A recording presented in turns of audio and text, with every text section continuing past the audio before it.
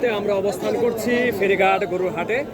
এটি জামালপুর এবং শেরপুর যে ব্রিজ রয়েছে সেই ব্রিজের পাশেই এই বাজারটি অবস্থিত। এই বাজারটি শনি এবং মঙ্গলবার এই হাট বসে থাকে।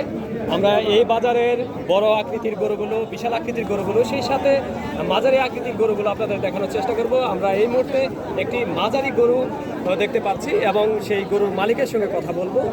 আসসালামু আলাইকুম। আপনার নাম কি? আপনি কোথা থেকে আসছেন? আমি আছি চন্দনপাড়া। আপনার নাম? আমার নাম আবুল কালাম। আবুল কালাম, চন্দনা থেকে আসছেন? জি, চন্দনপাড়া। আচ্ছা, ঠিক আছে। আপনি আজকে কয়টি গরু নিয়ে আসছেন? একটু সাইড দেন ভাই। 4টি গরু নিয়ে আসছেন। আচ্ছা, কয়টি গরু বিক্রি করছেন আজকে?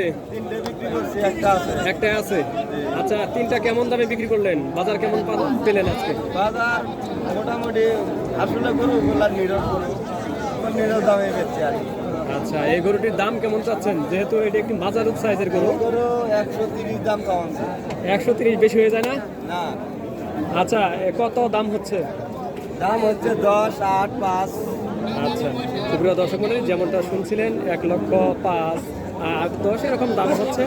এবং যদি ক্রেতা এবং বিক্রেতার মধ্যে দামে মিলে যায় তাহলে তিনি বিক্রি করে দিবেন এবং ক্রেতাগণ কিনে নেবেন।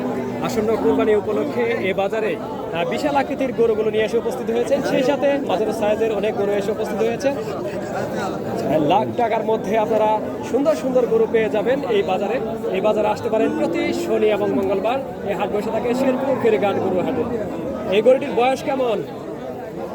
এই গরুওয়ালা বয়স 2 দাঁত। এই গরুটির বয়স কেমন? 2 দাঁত, 2 দাঁত। 2 দাঁত। আচ্ছা, আপনি কি গরু কেনা বেচা করেন নাকি নিজে পালেন? না, আমি কেনাকাটা করি। আচ্ছা, কেনা বেচা করেন। সুপ্রিয় দর্শক মণ্ডলী, যেমনটা শুনছিলেন তিনি গরু কিনেন এবং বিক্রি করেন। এই গরুটি কতদিন আগে কিনেছিলেন?